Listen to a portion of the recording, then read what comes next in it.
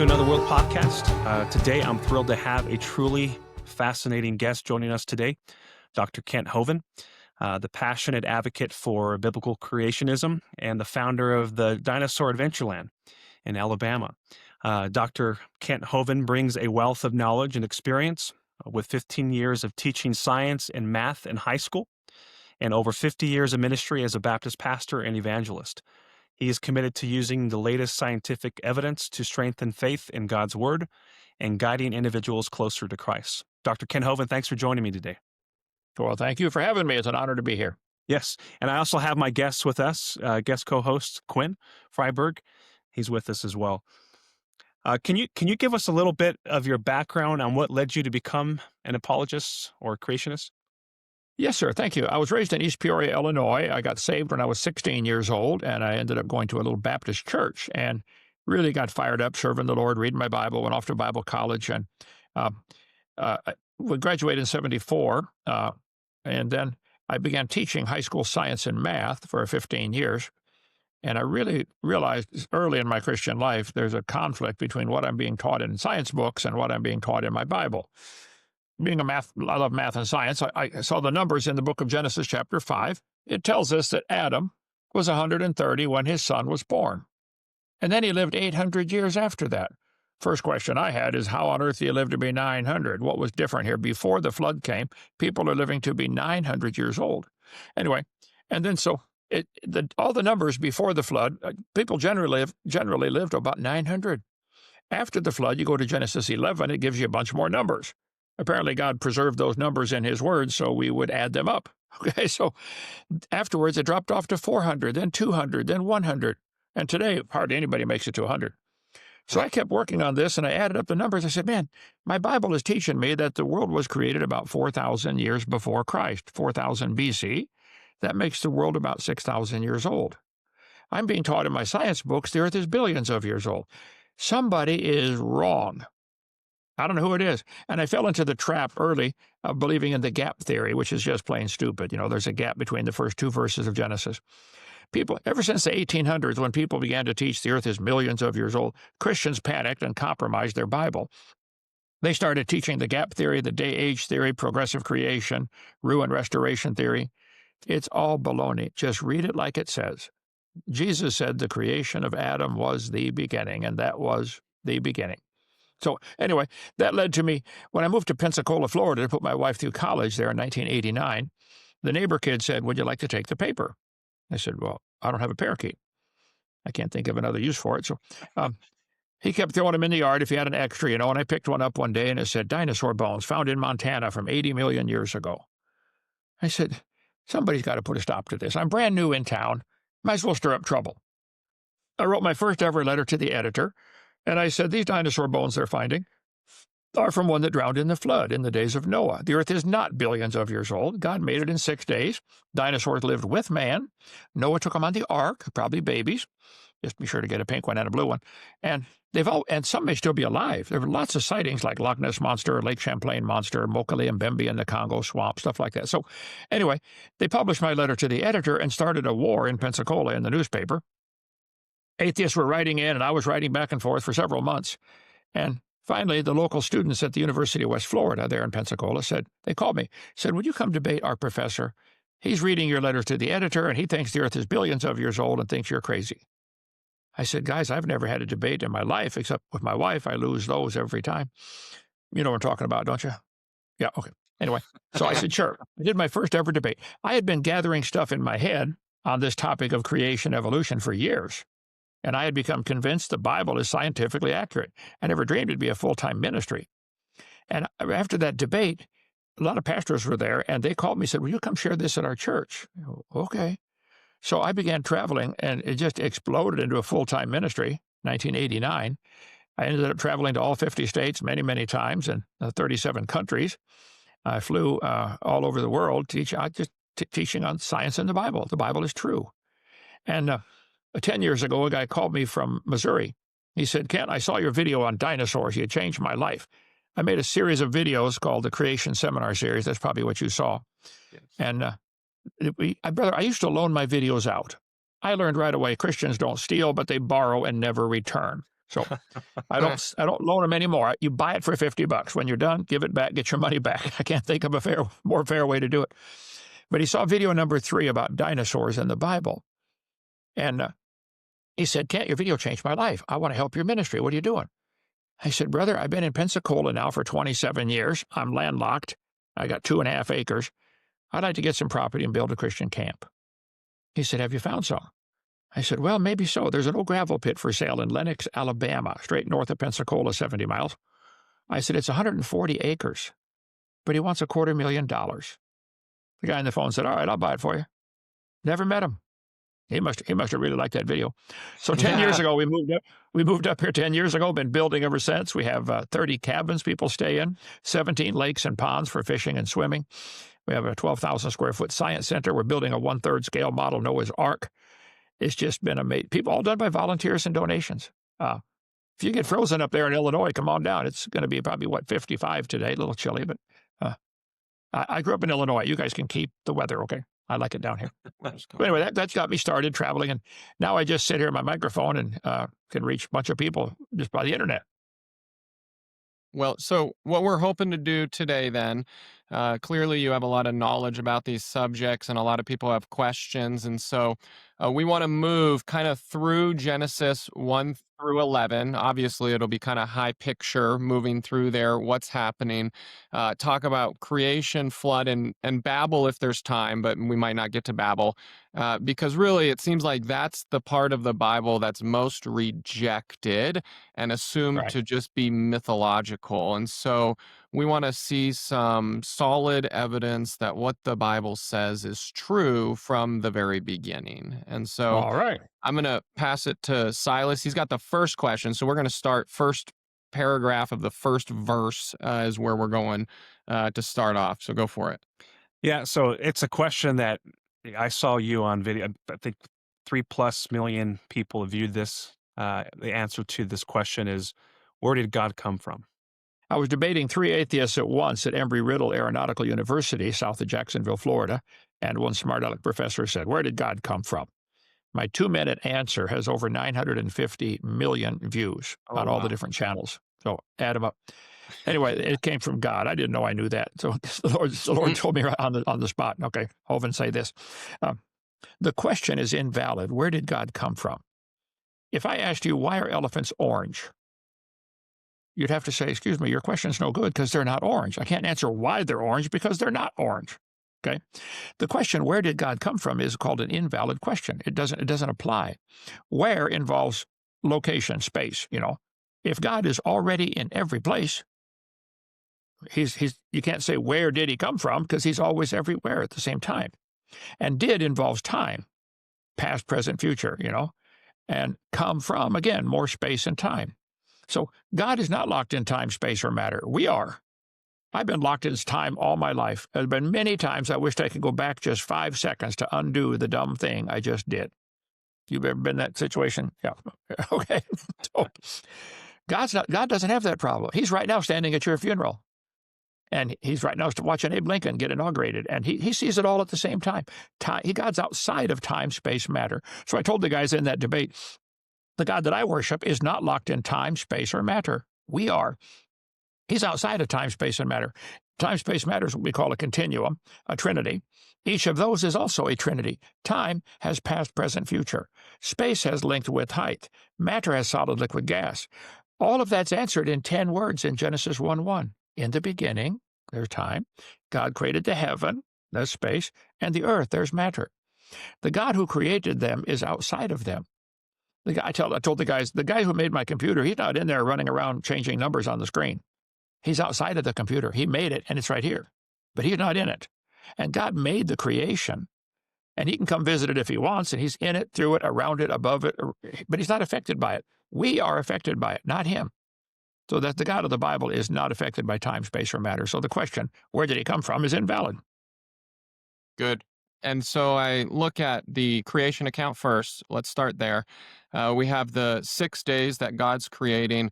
What would you point to as scientific confirmation or historical confirmation for maybe the order of events, or that the things that are made require God to actually make them? I think you could look to in nature, just type in symbiotic relationships. There are millions of them, okay, where certain plants require certain animals to pollinate them. Certain animals require certain plants to live. The plants are breathing in CO2 and giving off oxygen. Animals are breathing in the oxygen and giving off the CO2, called a symbiotic relationship. How did that evolve separately? There are maybe even billions, but certainly millions of symbiotic relationships. For instance, termites chew on wood and they swallow it, but they can't digest it. Termites have a parasite in there, a little bitty, like little tiny critter, and termites are pretty small. These are in the gut of the termite, real small, millions of them. They digest the cellulose. I forget the name of them, but those little critters cannot live outside the termite, and the termite cannot live without those critters. So which one evolved first? The bees pollinate the flowers, and the flowers give nectar to the bees to make honey. Which one evolved first? You could go forever. It has to be a rapid creation. On day 3, God made the plants. On day 4, he made the sun. Well, the plants can't live millions of years without the sun. So the symbiotic relationship there, again, has to be literal 24-hour days. Then later in the 10 Commandments in Exodus 20, God said to Moses, tell the children of Israel, I want them to work 6 days and rest 1, because I worked 6 days and rested 1. Exodus 20:11. In 6 days, the Lord made heaven and earth, the sea, and all that in them is. That pretty much includes everything. And he rested the 7th day. So that means dinosaurs had to live with Adam and Eve. God made everything in 6 days. And so I think the scientific evidence for the earth being literally created instantly is overwhelming. We don't see anything. Nothing comes from a pile of nothing. Nothing. But they want you to believe the stupid Big Bang theory that everything came from a dot smaller than an atom. That is real stupid. Tell them I said so. I've had 389 debates now with atheists. I'll be glad to debate anybody else you can find. Bring them on, okay? I can't find any more opponents. I guess they're all scared. Joseph, book them. If somebody calls for a debate, I'll take them, okay? I'd like to get to 1,000 before I die. Anyway, I just believe the Bible is true. I think God made the sun on day 4 purposely so we would know not to worship the sun. It's nice to have. I'm glad we got one, but it's not God. God himself is light, and he was the light for the first couple of days, I guess. I don't know. We'll find out when I watch the video in heaven. But he made light, and then he made the earth, then he made light. Then he made the plants on day 3. He made the air on day 2, atmosphere. So you come see our science center. It's amazing. We got this huge science center with cool science activities for kids of all ages about proving, man, God's word is true. So Hovind theory, short version, God made everything in 6 days. If you add up the numbers, that was about 6,000 years ago. And before the flood, they're living to be 900 years old. The Bible says in 2 Peter chapter 3, in the last days there would be scoffers who would be willingly ignorant. That means stupid on purpose. Willingly ignorant of how God made the heavens. They don't understand what it was like. Read Genesis 1 and 2 carefully. I cover this on my video number 2 of my series. Video 1 is called The Age of the Earth, how to prove this thing is not billions of years old. It cannot be billions of years old for scientific reasons. Video 2 is called The Garden of Eden. Why did they live to be 900? What was different? Well, if you read the story carefully in Genesis 1 and 2, it says there was water above the firmament. Well, wait a minute. Today, there's water under the crust of the earth, and then a layer of earth, maybe 10 miles of rock and dirt to stand on, and then a layer of air, we call that our atmosphere. There used to be a layer of water or ice, I believe probably ice, above the atmosphere. It's now gone. It fell down at the flood. But a layer of ice, the Jews have always taught there was a crystal canopy around the whole world that was maybe 2 or 3 fingers thick. How they know that, I have no idea. Maybe God told Adam and he passed it on, but I don't know. But if you had, today our air goes out about 50 miles. You go up 5 miles, Mount Everest, you can't breathe. Air's too thin. But it goes up for 50 miles. If you squeezed all the air down into 10 miles, now breathing is much easier because the air pressure is greater. And that crystal canopy would be held up either by the Earth's magnetic field, since supercold ice is magnetic, or held up like an inflatable building, just by the air pressure, or maybe a combination of both. But anyway, that would make things very different for people living under that canopy. It would be compressed air, richer in oxygen, breathing would be exciting. Just breathing would be exciting because you get so stimulated with every oxygen pump you get, So, and everything would grow bigger and live longer. Everything. They find fossil grasshoppers 2 feet long. They find fossil clams, 11 fossil oysters. Today, the world's record is a 14-inch oyster in Denmark at a restaurant. Wow. They find fossil oysters 11.5 feet on top of mountains in Peru. And they're petrified in the closed position. Petrified closed indicates they had to be buried alive. How'd they get on top of the mountains in Peru? Oysters don't climb mountains very well. And they're 11 feet. There's nothing like that today. I think just about everything today is found in the fossil record, and it's even bigger. Beavers today get about 3 feet long, but they find fossil beavers 8 feet long. I can go on all day on this topic, but before the flood, it was a different world. The scoffers are ignorant of that creation, 2 Peter 3. Then, when the fountains of the deep broke open during Noah's flood, that is what rocks probably shot up and shattered that canopy. Super cold ice is magnetic. So it probably got sucked in and dumped on the North and South Pole. I think we had an instant ice age at the beginning of Noah's flood. If you look at the ice, just Google ice age, you'll see the ring of ice that they have proof that ice came down to southern Illinois. Okay? If you guys are driving around Illinois, Google moraines, terminal moraines in Illinois. They're all over the place. There's a pile of rocks, a big long row of rocks. Now there's all soil over it and trees growing on it. But if you dig into it, it's a pile of rocks. It's a moraine. I grew up in Illinois. They're all over Illinois. These moraines are. So the ice came all the way down to southern Illinois. But in Russia, it didn't go as far because the ice age is centered around the magnetic North Pole, not the real North Pole. The magnetic North Pole, it moves around all the time, but it was for a long time in Canada. Still is today, I think, but just barely it's moving up. The ice age, ice was attracted by the Earth's magnetic field and dumped on the poles. So then when Noah gets off the ark, these ice caps are still huge. They're going to take 400 years to melt back. So if the ice caps are bigger, that means the oceans are smaller because the water is stuck at the North Pole and South Pole, which means the continents are bigger. Just Google continental shelf. All of our continents have this continental shelf. You have to walk out 100 miles, then it drops off to the deep part. If you lowered the oceans 200 feet, all the continental shelf would be exposed to be part of the continent. That's why they're finding so many underwater cities. Atlantis, the lost city of Atlantis. They didn't build it underwater, duh. They built it by the beach. Over the next few hundred years, the water came up and submerged it. So the people moved out. There's no skeletons found in there.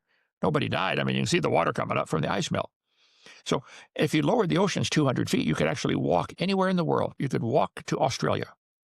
Because between Australia and Vietnam, that Indonesian peninsula there, it's generally 30 or 40 feet deep. There's a few deep spots, but I think the flood explains all the geology. One of the dumbest things they teach now in school is that the layers of the Earth are different ages. They made up this geologic column back in 1830 and said each of these layers is a different age and the top one is younger. And they put dates on them, the Jurassic and Triassic and Mississippian. It's all baloney. I got to get this square here. There we go. It doesn't exist anywhere. All over the world, petrified trees are found standing up, connecting all the layers. One tree connecting all of them. Hello, a dead tree is not going to stand there for 450 million years. So anyway, I cover all this in my seminar series. We have 50,000 slides. I got documentation for everything. You can get all my slides on a thumb drive for $100 on our website, drdino.com. You will get my videos for $50, watch them, copy them, return them, and get your money back. We want to get the gospel out to the world. Yeah. I tell people, if you want to help, great. If you don't want to help, get out of the way. We're going to do it anyway. And I think Quinn said accidentally that we're from Illinois, but we're from Colorado. So sorry about that. Oh, okay. Yep. I do have a question. Can you share evidence from scientific studies that proves that natural selection can't lead to new species beyond just missing fossils? I think we could show you every farmer in the world will tell you when they crossbreed cows, they get cows. When they crossbreed sheep, they get sheep. When they crossbreed turtles, they get turtles. It doesn't matter what. They always bring forth after their kind. 20 times in the first 7 chapters, God said they would bring forth after their kind. Joseph, the interview I did yesterday, the guy was from Illinois. That's what got me confused. Hey, you'll get old and senile someday, and then we'll laugh at you, okay? So sorry about that. But they bring forth after their kind. No one has ever seen what they're claiming on these absolutely stupid family trees. They've got these family trees where everything is related. Yes, boys and girls, we started off down here like an amoeba, and we slowly evolved into humans. And the ducks are related to the whales. This is called a propaganda poster. There's not a shred of science behind this. Nobody's ever seen a duck produce a non-duck. There are 167 different kinds of ducks now. See, this is man imposing our classification system on the animals. The animals don't know that we're classifying them. They don't even care. We put them, kingdom, phylum, class, order, family, genus, species, and say, oh, wow, that's a new species. The animals don't care. There's 339 breeds of dogs in the American Kennel Association. They probably had a common ancestor called a dog. And it could be the dog, the wolf, and the coyote are related. I think they probably had a common ancestor. That doesn't prove the dog and the banana have a common ancestor. Yeah. Atheists just don't get it. They see these little variations and say, whoa, that proves we're all related. No, it doesn't. There are now 450 breeds of cows people have developed. Okay? Atheists will look at 450 kinds of cows and say, whoa, cows are related to mosquitoes. Oh, you can tell them, I said that's retarded, okay? That's right. I'll debate them all anytime. Hey, going back to dinosaurs then, I think this is the place where, as an atheist or a skeptic, where I would hear the most objection to the claims about the fossil record. So what would be the best evidence that dinosaurs lived with man recently and they're not millions and millions of years old? Well, the atheists have no ground to stand on to object to anything about dinosaurs. They believe they turned into birds. That's stupid.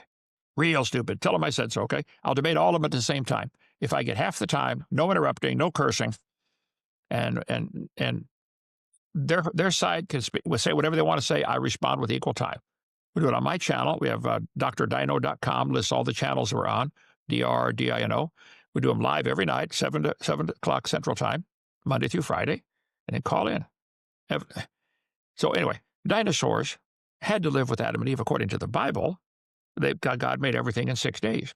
And we find overwhelming evidence of dinosaurs and humans living at the same time. Now, they're not often found buried in the same layer. That whole geologic column means nothing. If animals are sorted in the layers a little bit, I think you'd probably find clams at the bottom because they're already at the bottom when the flood starts. That's where they live. Nothing to do with evolution. Probably birds are generally found in the upper layers because birds are the last ones to drown in a flood. And they have hollow feathers, hollow bones. They float. Like, duh, of course they're found on top. Animals might be sorted a little bit based upon their habitat. Humans don't normally hang out with cows, and so probably cows would be not buried with humans. But they have found human and dinosaur footprints together. And there's overwhelming evidence that some dinosaurs are still alive. Roy Mackel, biology professor at the University of Chicago, he made 2 trips to the Congo swamp and then wrote this book, A Living Dinosaur. He says, there are dinosaurs still alive in the swamp. They're only 20 feet long, probably the Apatosaurus, this guy right here. He went over there, talked to the natives, showed them pictures. They said, oh, yeah, this guy's not friendly. Don't get close to Mokele Mbembe. He'll kill you with his tail. And Dr. Mackel came back and wrote this book and said, folks, I believe there are some dinosaurs still alive in the swamp. And then he said, it's amazing they survived for 70 million years. They can't get that out of their head. They're not allowed to get that out of their head. See, they can't think outside that little box they're stuck in of evolutionism. But there's the Loch Ness Monster. Okay, 11,000 people swear they've seen a creature like a plesiosaur, a dinosaur with like this guy only with flippers, in Loch Ness. There's a lake between New York and Vermont, Lake Champlain Monster. Hundreds and hundreds of people claim they've seen, they call him Champ, the Lake Champlain Monster. I went up there to Lake Champlain. I interviewed Sandy Mancy. She wrote the book on it called Champ, Beyond the Legend. I said, Sandy, do you think you saw a dinosaur? She said, no, I know I saw a dinosaur.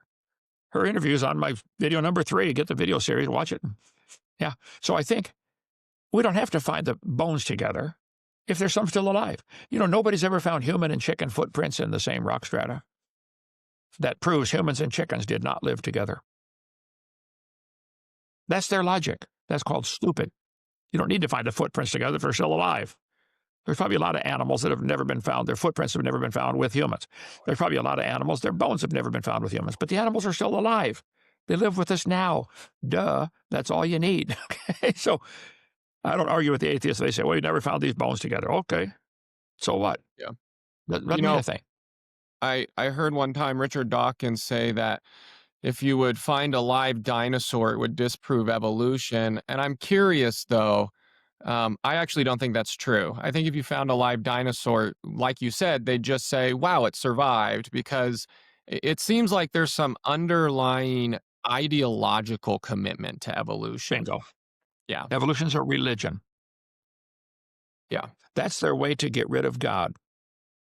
I was in a debate one time, and I asked one atheist, I said, if you chose to believe that the Bible was true and God created the world, would that change anything in your lifestyle? Mm. He was real quiet for a minute. He said, that would change everything. I said, okay. Have you chosen to believe in evolution because you really have some evidence, or because you like the freedom it gives you from God's rules? He said, I believe in evolution because I'm horny. I said, sir, every male of every species, from termites to whales, understands that. Okay, no females seem to understand, but the males do. Okay, yes, that's not a reason to get rid of God. And I think God Yeah. designed that too. So anyway, Well, and that's similar to Romans 1 then, about yeah, why it is. people They reject they don't God. want to believe him. Yeah. Yeah. So God gives them up. What is your Romans 1. interpretation of Genesis chapter 6 about the sons of God lusting after the Brother, daughters I've of read men? that for 56 years as a Christian. I wish I had an answer. I don't. I know the different theories. Yeah. Fallen angels marry the daughters of men. I don't know that that's even possible. I think probably before the flood came, all the people were huge. I believe they found Mrs. Noah's grave in Turkey, right by Noah's Ark.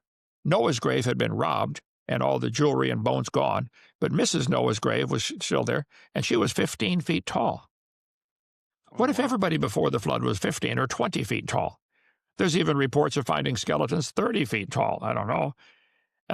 Could some of those, Noah might have been that big. And when he built the ark, when Moses transcribed the story of Noah's flood into Genesis, Moses didn't write it. He was using eyewitness accounts. Genesis is written by 10 different eyewitness authors. That's a different long story, covered on video number 7. But Noah might have used, when he wrote the story about God told him to build the ark, whatever, he might have used a different unit that was no longer in use. Like he may have said, God had said, build it 37 strata wide. Well, Moses going to school in Egypt and growing up with Egyptian, science teaching, he would have probably used the Egyptian cubit, 20.65 inches, about the size of mine. So I suspect Moses transcribed it into the more, in his time, modern Egyptian cubit measurements. So Noah might have been 15 feet tall. If the ark was built, 30 cubits tall, that's 45 feet. That means each of the floors was 15 feet. Maybe that God told him to build it that size so Noah wouldn't bump his head walking around. The ark we're building is 1/3 scale model. I taught math for years, so I did all the math on this. How big should we build it? Well, I wanted each of between the rafters and the floor to be 6'2", because I'm 6'2", and I don't want to hit my head on stuff walking around. So that's the only reason we chose that size. But it's really cool. You got to come see our Noah's Ark, 172 feet long, based on the Egyptian cubit, 20.65 inches. So anyway, how did we get off on all that? What was the question? Nephilim. Nephilim. So it could have been just everybody was tall, but because of the new climate, when everybody's not living as long, things change. That canopy is now gone. And it's a disadvantage to be 15 feet tall because you can't get enough oxygen, can't get enough food, or something. So it may be only the smaller people survive for several generations. And pretty soon, you get a race of effectively pygmies compared to the original. But some may have still survived even up till the 1800s. There are many photos, whether they're photoshopped or doctored, I don't know, but there seem to be awfully authentic photos of people, 12 and 15 feet tall, still living in the last century. Wow. So let's move to kind of the broader picture of the timeline. I know you give a lot of evidence in your series, and you do a lot of debates on this. Can you give us If you had to give 2, maybe 3 evidences that the world is not billions of years old and that the time frame the Bible lays out is true, where would you Mhm. go? I start off my seminar part 1 now saying, if I told you this Bic ink pen was 5,000 years old, this is not a ballpoint, but if I had a Bic ballpoint ink pen, I'd say this is 5,000 years old. You'd say, excuse me, Mr. Hovind, it's a ballpoint that was invented in 1888. That one fact proves I'm wrong. They didn't have ballpoints before that. You had a quill, a little piece of metal with a slice in it and dip it in the ink and stuff like that, or a feather. So then you could say, wait a minute, that pen's made out of plastic. Plastics weren't invented until 1907. There's another fact that disproves my 5,000-year claim. Then you could say it says right on it, Bic, B-I-C. Bic company started in France after World War II, 1946. There's another fact. I got 3 facts that prove the 5,000-year claim is wrong. Now, I don't know when the pen was made, and I don't care, but I know it's after 1946, just based on those 3 facts.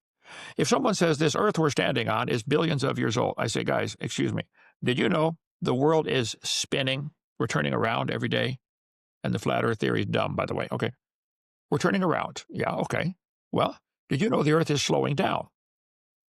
Every spinning object is going to slow down. We have friction from the moon pulling on it, actually the sun pulling on it just a little bit. We have a Coriolis effect. We have tidal pumping. There's all kinds of factors. We know the Earth is slowing down. They can measure it. Just Google leap second. About every year and a half, NASA has to add a second to the clock because they want precise time. And the clocks are going off because the Earth is slowing down. I covered this on video number 1. Nobody argues, yep, the Earth slows down. Okay, well, stop and think then. That means it used to be going faster. How far back in time can you go before that would become a problem? See, if the Earth was going spinning faster, that means what's called the Coriolis effect. The ocean currents would spin faster, the air currents would spin faster, and the Earth would bulge at the equator like a frisbee. You can't go back billions of years. We know the Earth slows down. We know it used to be going faster. The mathematics says it's not billions.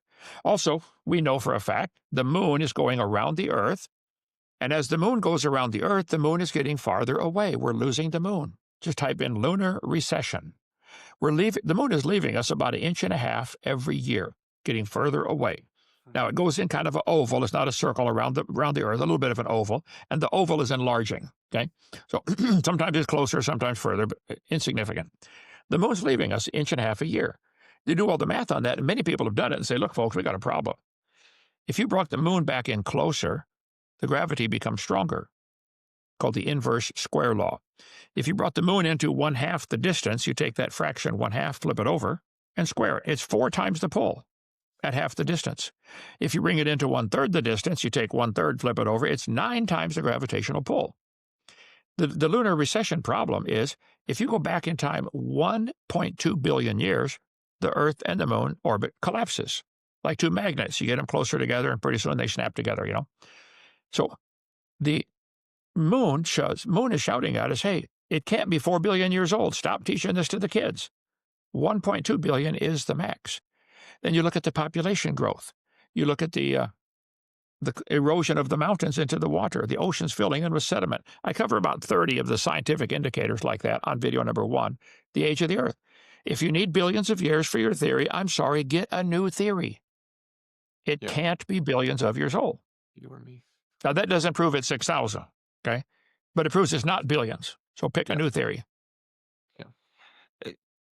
Question 8. What's one of the hardest questions you've been asked regarding creationism? Is there a hard question or something that you had to articulate over the course of time? That's the one you just asked. I don't know of any hard questions, so what's the hardest one? I don't think there's any. Okay. Well, then I'll follow it up with this question then. If the universe is only 6,000 years old, how can we see light from stars billions of light years away?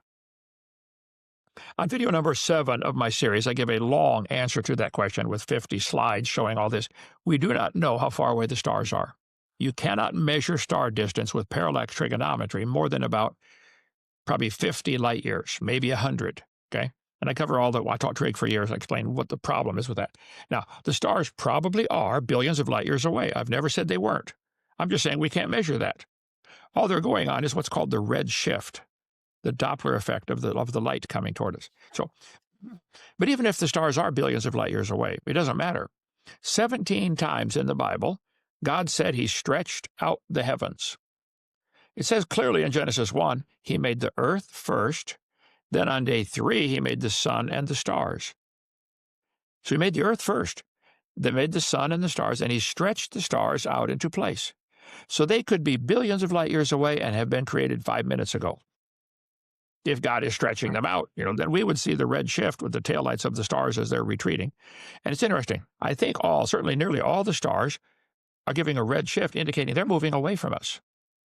Well, if all the stars are moving away from us, that doesn't prove it came from a Big Bang. That's their conclusion is, wow, it all came together in a dot. They might have started moving apart 6,000 years ago. I don't know how fast they're moving apart, but it doesn't matter. It's simple enough. The Bible says God stretched out the heavens. So we don't know what light is. Give me a jar. What's a gallon of light weigh? Give me a jar of light. Okay. Nope, we know what it does. I can see it all the time, but we don't know what it is. Okay. Like gravity. What is it? Give me a jar of that. Okay. So I think we don't know what light is. We don't know it's always traveled the same speed. They've been able to speed light up to 300 times the speed of light at Princeton. They sped it up, slowed it down to a dead stop. I cover all this on video 7. So we don't know what it is. We don't know it's always traveled the same speed. And we can't measure those distances to the stars. So it's not a problem at all Christians have to worry about. They probably are billions of light years away. And God made everything in 6 days. See, God made a mature creation. How old was Adam on day 6 when he was created? He was 0. How old did he look? 73. The perfect age, the trees had fruit on them. When Adam was created, creation was mature. He can't wait for 5 years for the trees to grow and produce fruit. And God didn't make an egg and a sperm in the garden to hope you find each other. He made a full-grown man, full-grown woman. It has to be. It doesn't. And the same thing with the stars and the universe. It's not a problem. It's our starting point. Now, see, we believe that by faith. I don't ever claim that is scientifically provable. Atheists believe by faith that everything came from a dot of nothing exploding and the rocks came alive 4.6 billion years ago, but they don't admit that theirs is a religion because then they lose their tax funding to teach it in schools. That's the problem right there. And I think we fall into the trap sometimes, at least I have, where when somebody is in this discussion grilling us with questions, we think we have to respond in naturalistic terms, but our whole point is it's not all naturalism. There's a God who does things, and so why do we feel tied down to trying to naturally explain everything? Most things can be explained with a natural science. Science is what we can observe, study, test, and demonstrate. Look up the definition of science. It means knowledge gained by observation, testing, experimentation. We know cows produce cows. We know that. We do not know that cows and bananas are related. You do not know that. You believe that. Yeah. That's not science. That's what I keep pointing out. They have a SpongeBob imagination. Just imagine cows and bananas are related. You can imagine everything you want. I don't care, but don't call it science. It's not science. Right. It's a religion, and they hate it when I say that, so I keep saying it more and more. I like to poke the bear every time I walk by, That's okay. That can be healthy. Oh, yeah, I love it. It's fun. I know it's fun. Elijah did that with the prophets of Baal, Elijah. Yep. They're dancing around trying to get the fire to come down. They invented rock music. A lot of people don't know that. Those prophets of Baal. They were singing, "Come on, Baal, light my fire." And Elijah mocked them. I love it. Yep. I haven't even asked God if I should stop doing it because I'm having too much fun doing it. Yeah. Well, let's move to the flood for a moment. I know we kind of talked about it a little bit, but we go from creation, young earth, we go to the flood then. What would be, out of the things we can see today, the top 2 or 3 evidences that there was a worldwide flood? Well, on my timeline behind me, I've got a small version of it right here. Same thing. The Bible teaches God made everything about 6,000 years ago, 4,000 BC. Then there was the big flood in the days of Noah. Oh, right here, 4,400 years ago, or 2,400 BC, roughly. Then Jesus came right here. Before the flood, things were different. People lived to be 900 years old. That flood changed everything. I think the crystal canopy that used to be overhead collapsed. People don't live to be 900 anymore. They only, lucky to make it to 100. So um, the got off track a little bit. Get back. What's the main question Flood. again? 2 or 3 evidences Well, for the flood. evidences for the flood. The fact that we have layers of rock all over the world, sedimentary rock. Sediment means it's settled out. Why are all these thousands of layers of sediment all over the world? Well, because there was a worldwide flood. And back in 1830, some morons started teaching their different ages, and the top one's younger. I asked the guys in the debates, I say, guys, you believe the top layer, the Holocene, is younger than the Cambrian? Oh, yeah. I say, where was all that dirt hanging out for 4.5 billion years, waiting to land? Did it come from outer space? Are these layers being added to the Earth from space? Is the Earth a caramel apple they keep dipping in once in a while, adding a new layer? All the layers of dirt in the world are the same age. Now, they got shuffled up because of Noah's flood. If you flip this little sand toy over, it'll make 20 or 30 layers in a few minutes.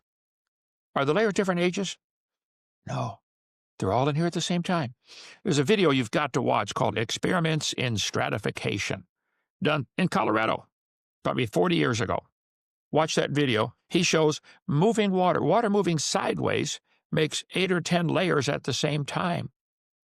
The layers prograde downstream, so you could have a fossil in the top that's actually older than a fossil in the bottom. Watch that video, Experiments in Stratification. The layers form sideways. See, the moon is pulling the tide up and down on the Earth. You folks in Colorado probably don't worry about the tide, okay? But people along the beach worry about the tide. So during the flood of Noah, the world's covered in water, which means the tide doesn't bang into the continents. The tide doesn't get interrupted. Right now, it gets interrupted all the time, banging into stuff. Tide's coming up about 4 feet, bangs into Florida. Can't go any higher. So what do? Well, if Florida was gone, it would not be impeded, and the tide would become harmonic. And you can do the research on this. Harmonic tide, if the Earth were simply smooth, covered in water, the water would be about 1.5 miles deep. There's enough water in the oceans to cover the whole world 1.5 miles deep. Then the tide would not be interrupted, so it would become harmonic, and the tide would begin going up and down 200 feet. There'd be a 200-foot tidal change every 6 hours and 25 minutes, the time it takes to go from high tide to low tide. Yeah. Well, if the water's coming up 200 feet, where's all the water coming from to fill that huge bump? Sideways. Moon's gravity is sucking it in sideways from all 4 sides, which means from one side, it's pulling water in at the same speed the Earth is turning at that latitude. I don't know what latitude you are in Colorado. We can figure it up in a few minutes here, but let's see. In Lenox, Alabama, we're 31 degrees above the equator. As the Earth spins, the speed you're traveling depends upon where you're standing. If you're at the North Pole, 0, okay, you turn around every day. But if you're down at the equator, it's 1,037.6 if you're at sea level. Well, if you're in Lenox, Alabama, you're turning almost 900 miles an hour toward the east, which means the water's being sucked in at 900 miles an hour for about an hour to fill that bump. Then it's calm for a few hours, and the sand and the clay settle out. Then the tide goes rushing the other way. Every 6 hours, 25 minutes, you get this tidal pumping up, down, up, down. That's what made all the layers to the Earth containing trillions of dead things, and it fossilized them. Clams can be under normal pressure, say, get buried under 500 feet of mud. They'll turn to stone in 1 year. And in the laboratory, under greater pressure, they can turn them to stone in 1 day. There's a website from New York called Lost World Museum. Watch that one. The guy just died a few months ago. He's a friend of mine. His wife is keeping things going. Support him. Okay, go support him. But the tidal pumping is what explains all the layers and all the fossils found in all these layers. So I think the only explanation for the geology we see is the flood. And then as the flood water is going down, huge pockets would get trapped. If the crust of the Earth is not smooth, which is not, like the mountains where you live, any natural depression would get full of water. Over the next few hundred years, it's going to rain or whatever and fill up that depression. Once it reaches a certain point, it's going to go over the top someplace. What happens when any lake goes over the top? It washes out a gully. Grand Canyon is a washed-out dam. If you look at the Kaibab Plateau, the top of the plateau, it's a huge, long, natural dam clear across Arizona from north to south. If you plugged up Grand Canyon, a big lake would fill up, going clear back to Colorado. And I show pictures of all this on video number 6, what happened to the water after the flood. Well, it's still here. It's in the oceans. But Grand Canyon probably washed out in a week. It's a washed out dam. Come take the tour here at Dinosaur Adventureland in Lenox, Alabama. We got displays of all this stuff, and we show how it happens. It happens rapidly. So Grand Canyon's a washed out dam. Probably took maybe a week, maybe 2 weeks. See, the top of Grand Canyon is actually higher than the bottom. Right? And the river only runs through the bottom. And the top of Grand Canyon is higher than where the river enters the canyon by 4,000 feet. Rivers don't flow uphill in Colorado or Arizona or Arizona. Alabama, anywhere. Yeah. So I think Grand Canyon is just simply a washed out dam. Cool. There's bigger ones under the ocean, bigger canyons than Grand Canyon, but that's a little tough to explore those. When I flew down, I paid my $50 to ride the helicopter down to the bottom of Grand Canyon years ago. We got down to the bottom, and the guide said, "Folks, we just went back 300 million years." I looked at my watch. It was the same day. We didn't go back at all. I said, "I want my money back." I want my money back. That's they didn't give it to me.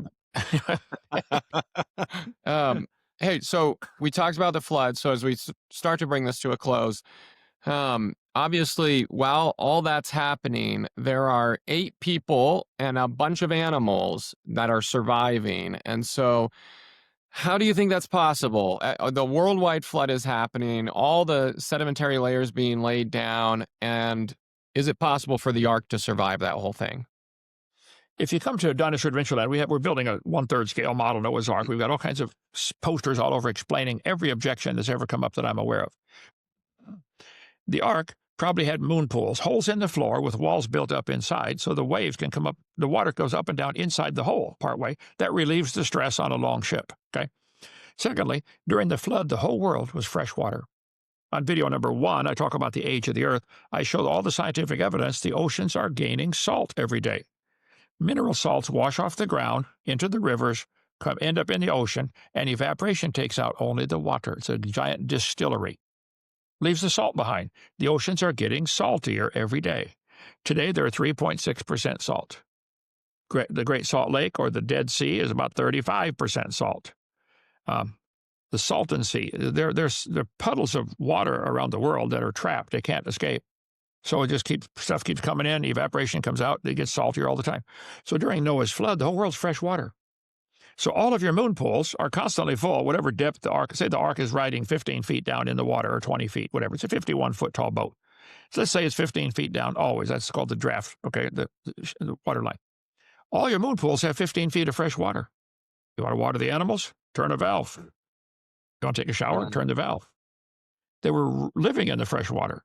And since the flood till today, it's been 4,500 years, some animals have had to adapt to salt water.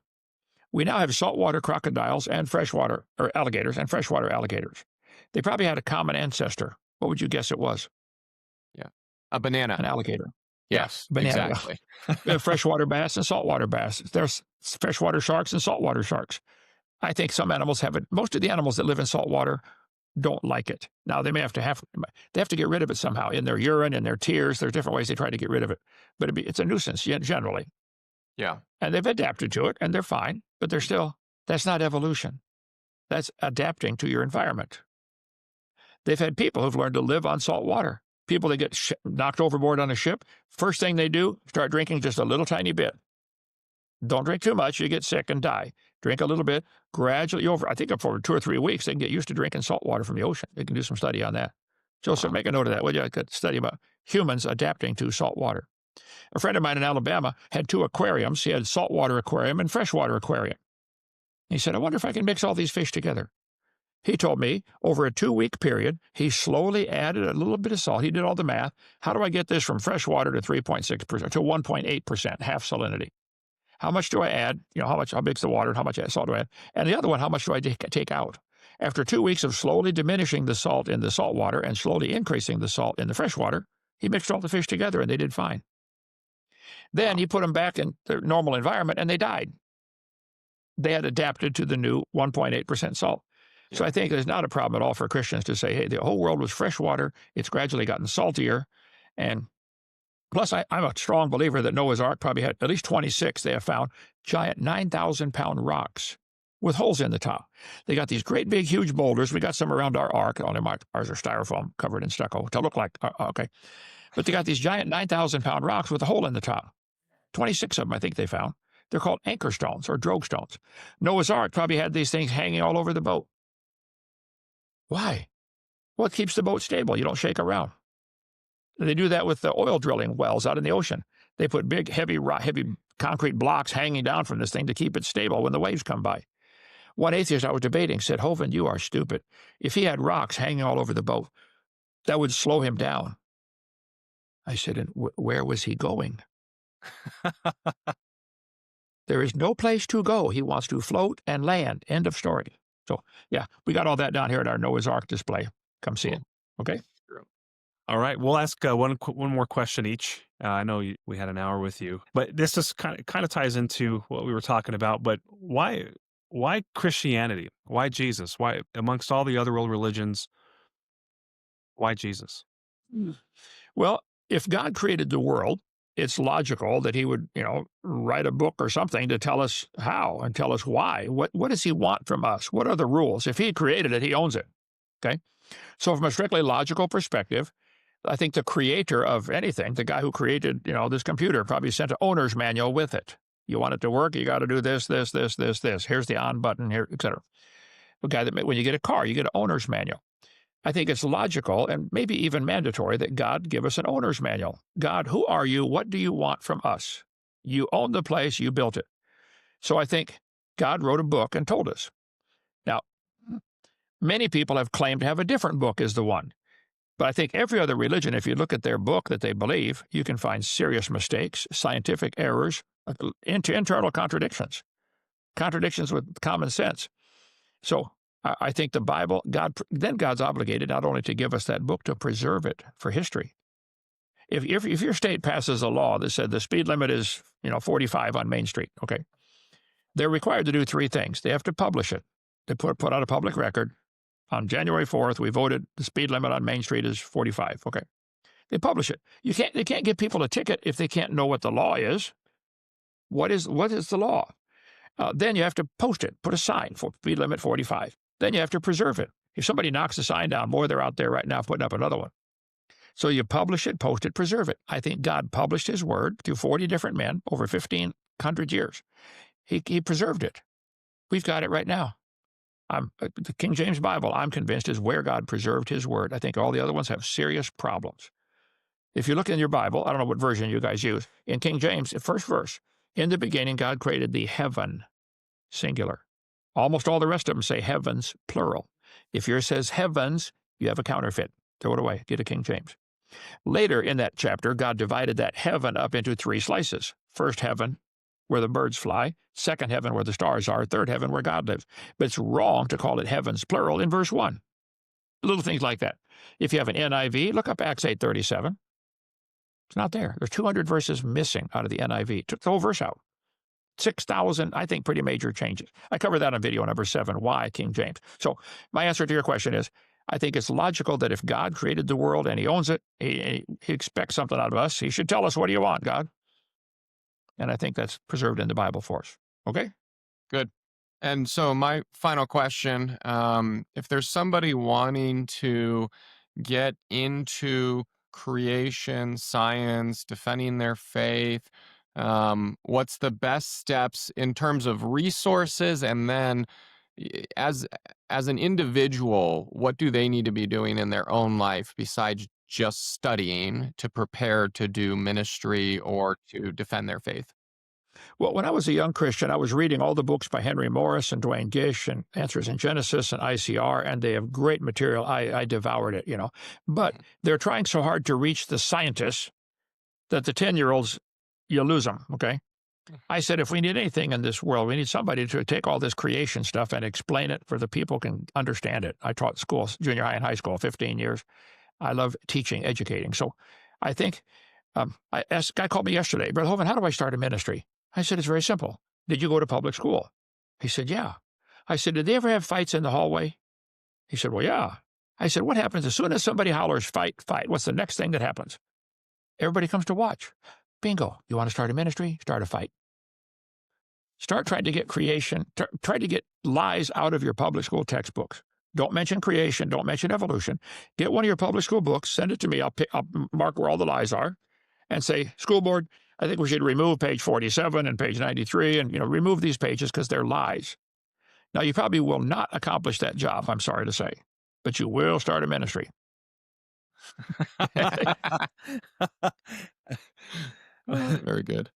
Very good. Dr. Ken Hovind, thank you so much for joining us. Fascinating discussion, and we'll definitely put your website up on our end, and if you want to stay on as we end the show. Now, if people have questions, every night, Monday through Friday, we have a live show, 7 o'clock Central, and at the end of every show, we have open questions. Send it in. Cool. We'll put the link right on there. You can click. We're on about 5 or 6, 7 or 8 different channels, Rumble, Twitter, Facebook, Instagram. But 7 o'clock Central Time, just go to drdino.com, DRDINO, that's our website, and all the channels are listed. Pick whichever one you like. And at the end, send your question in. I'd rather answer a question on live on the air, because it helps lots of people. Yeah. If I just have to answer a question for one person, the next guy who calls me got the same question. Next guy thing. Yeah. My daughter was my secretary when I was in Pensacola. I got so many phone calls. I still get phone calls all the time, And so she said, Dad, would you do my wedding? I said, honey, I would be honored. Type in Kent Hovind's daughter's wedding. It's been played 50 times on America's Funniest Home Videos. It's only 1 minute long. Watch it, see what you think. Hey, I want to watch it. Thank you for having me, guys. Yeah. God bless you. Go ahead and stay on, and then we'll end it. Okay.